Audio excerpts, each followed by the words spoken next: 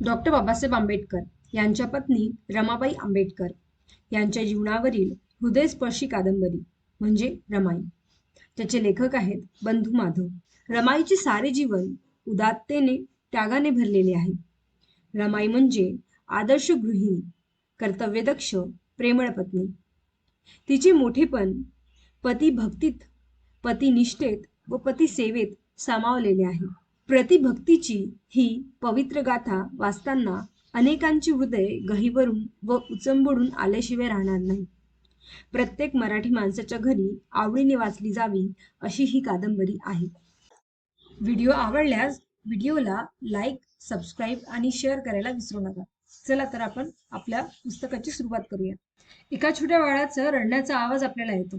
त्या त्या वंदनगावच्या गावकुसाबाहेरील वस्तीत एका चंद्रमोळी झोपडीत एका गोऱ्या गोऱ्या मुलायम अभ्रकाचा जन्म झाला. आईच्या उदरातून बाहेर पडताच ते अभ्रक जोराजोरानं आग्रदू लागलं. त्या त्या या पृथ्वीच्या पाठीवर प्रथम पाय लागल्यावर मानवाच्या मुखातून अगदी प्रथम निघणारा उद्गार जणू ओंकार. मानवी कंठातून पहिल्या प्रथम निघणारा तो स्वर. स्वर कसला? सप्तसुरातील सरगमच. आरोह अवरोहासह, ताना आलापासह नवजात जीवाकडून जगाच्या अंतापर्यंत आळवली जाणारी ती अमर सुरावट. त्या त्या पूर्वेला त्यावेळी कुठे तांबडं फुटत होतं.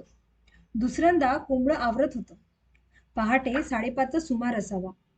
हा काळ 1899 सालचा असावा. वंदनगाव देखील हळूहळू आळोखे पिळोखे देत जागं होत होतं. शेजारच्या मंदिरातून काकड आरतीचे सूर येतच होते. तरीही आकाशात चंद्र अजून कसा रेंगाळला होता. तो त्या अभ्रकाच्या जन्माची वाट तर पाहत नव्हता ना? हो, जन्मलेल्या त्या अभ्रकाचं आगळं रूप तो वरून कसा न्याहाळीत होता. त्याला त्याच्या चांदणीसारखंच ते अभ्रक गोंडस वाटत होतं, लोभस भासत होतं. म्हणून आनंदित होऊन की काय तो आपल्या शीतल किरणांची हळूवार बरसात त्याच्यावर करीत होता. तरीही त्या त्या त्या त्या अभ्रकाचं चालूच होतं. तसं त्या अभ्रकाचे मातापिता भिकू आणि रुक्मिणी. कुणी त्या माऊलीला रखमा म्हणत तर कुणी सावित्री म्हणत. भिकू रुक्मिणी म्हणजे दाभोळजवळील वंदनगावच्या गावकुसाबाहेरच्या वस्तीत राहणारं एक अत्यंत गरीब असं कुटुंब. काबाड कष्ट करावं तेव्हा खावं, नाहीतर कधी पाणी पिऊन उपाशी जगावं, तसं त्यांच्या कपाळी लिहिलेलं. अशा निर्धन आईबापाच्या पोटी असं अत्यंत रूपसंपन्न अभ्रक जन्माला घालून यात देवाला काय साधायचं होतं? देवाचं ते कोडं मानवाला थोडं कडणार, ते सारं त्या देवालाच ठाव. तसं वंदनगाव म्हणजे 100-200 उंबरठ्याचं गाव. गावात साऱ्या जाती जमातींचं घर. घालून दिलेल्या पायरीप्रमाणे एकमेकांसाठी राबायला नि एकमेकाला पायरीप्रमाणे राबवून घ्यायला सदा तत्पर अशी तिथली माणसं. तिथला हा भिकू धोत्रे जवळच्या दाभोळ बंदरावरील माशांच्या टोपल्या बंदरापासून मार्केटपर्यंत धावत धावत वाहून आणायचा. मोठ्या कष्टाचं, श्रमाचं व अत्यंत दगदगीचं काम त्याला करावं लागत असे. तरीही तो होता पंढरीच्या वारकरी पंथाचा. माशांची टोपली वाहताना गळ्यातली पंढरीची तुळशी माळ विटाळली जाऊ नये म्हणून तो काळजीनं बाजूला काढून ठेवीत असे. भिकू रखमाचं होतं चंद्रमोळी घरच, पण म्हणतात ना, घराची कडा अंगण सांगतं. अगदी तसं त्याच्या घरापुढं होतं लहानसं ओबडं धोबडं पण पवित्र तुळशी वृंदावन. त्याला लागूनच चाफ्याचं भरलेलं झाड. दुसऱ्या बाजूला तगरी फुलांची 2 उंच रोपटी, कर्दळी, कण्हेरीचीही झाडं लावलेली. झेंडू, मखमल सर्वत्र फुललेली. देवाच्या पूजेला नित्य ताजी ताजी नि सुगंधी फुलं लाभावीत म्हणून रखमानं आपल्या अंगणी फुलांचा हा प्रपंच मांडलेला. भिकू पंढरीच्या पांडुरंगाचा वारकरी, तर रुक्मिणी सीता सावित्रीप्रमाणे पतिपारायण अशी नित्य उपासतापास करणारी, देवाला आळवणारी, देवाला साकडं घालणारी, पण अभ्रुपानानं जगणारी सात्विक अशी साध्वी पतिव्रता होती. त्या अभ्रकाचं अजून त्या त्या चालूच होतं. ते तसं सारखं रडत आक्रद. तरी भोवतीची माणसं त्याचं ते रुदन, ते आक्रदन ऐकत ऐकतच आनंदानं जणू नाचत होती, जल्लोष करत होती. त्यात झोमणारा पहाटेचा गारगार वारा सुटलेला.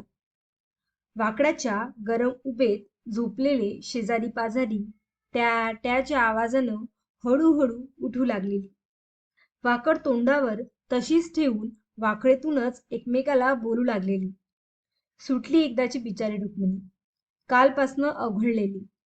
ह्या येडेला लई लई दमवलं बाळंपणानं रखमाला. वय व काल सायंकाळपासनं सारी रात रखमा कशी माशावानी तडफडत होती बघा. चांगलं 9 महिनं 9 दिस भरलेलं, गर्भ उदरात पोचलेला. लई अवघडली. कालपासनं येणा घालीत होती. रखमाच्या नवऱ्यानं हे आधीच हेरलेलं. आळा बघून पेंडी बांधावी म्हणून आधीच गावच्या सुईणीला घरी बोलवून घेतलेली. तशी रुक्मिणी, रखमा हे तिचं पहिलं बाळंपण नव्हतं. तिला पहिली एक मुलगी अक्का नावाची झालेली. आता आईच्या जवळच बसून ती राहिलेली. रात्री 9, 10, 11 वाजेपर्यंत शेजारनी आयाबाया रखमाजवळ बसून तिला बोलून धीर देऊन जात होत्या. रात्री 11 वाजून गेल्यावर सगळीकडं निजानीज झाली. नानू सुईण व शेजारी जिवाळ्याची ठमा काकू तेवढ्या रखमाजवळ शेवटी राहिलेल्या. रखमाईची लहान मुलगी अक्का पेंगळून झोपी गेलेली. घराभोवती भिकू मात्र घारीसारखा तडपडत होता. रखमाच्या काळजीनं त्याचा जीव खालीवर होत होता. पांडुरंग सारखा आळवीत होता. रात्री 12 नंतर रखमाच्या पोटात असह्य वेदना होऊ लागल्या. रखमा जोराजोरानं कणू लागली, कुथू लागली. भिकूला राहावेना. त्यानं नानू सुईणीला बाहेर बोलवून हळूच विचारलं, नानू मावशे, जमल ना? होईल ना सारं बराबर? का हिला दापोलीला दवाखान्यात न्यावं लागेल? आमचं रयत बापू पाटील पाहिजे तर बैलगाडी देतो म्हणालेत. मला तिची तळमळ बघवत नाही, ऐकवत नाही. पांडुरंग पांडुरंग. भिकू लेका, नानू सुईण म्हणतात मला. गावच्या पाटील कुलकर्ण्यापासून ते कडाच्या मांगा महारापर्यंत समद्यांची बाळंपणे मी एकटीच करतेय म्हटलं. माझ्यावर विश्वास हाय की नाही तुझा? आत्ताच सांग. हे काय बोलणं झालं वय नानू मावसे? विश्वास असला बिगीर काम्या बोलवलं वय तुला? पण हिचं बाळंपण लई अवघड आहे म्हणून म्हणलं. कितीही अवघड असलं तर सवघड करायला मॅ फंजी हाय नव. तुला त्याची नग काळजी. ऐकलंस का? असा घराभोवती तू आता प्रदक्षिणा घालत बसू नकोस. पुरुषाच्या वासानं बाळंपण अधिक दमवतंय. तू तळक झाडाखाली असा दूर जाऊन बस. तसं वाटलं तर हाक घालीन तुला. कसं? लई गुणाचा माझा भिकू. भिकू तिथून मग मनातल्या मनात चरफळत पण नाईलाजानं दूर जाऊन घरापूरच्या झाडाखाली घोंगडी टाकून बुंध्याला टेकून बसला. घराकडं एकटक लावून बघत त्याची छाती अजून उडत होतीच. थँक्यू मित्रांनो, ही गोष्ट मन लावून ऐकल्याबद्दल. आता पुढचा भाग पुढच्या व्हिडिओमध्ये. थँक्यू.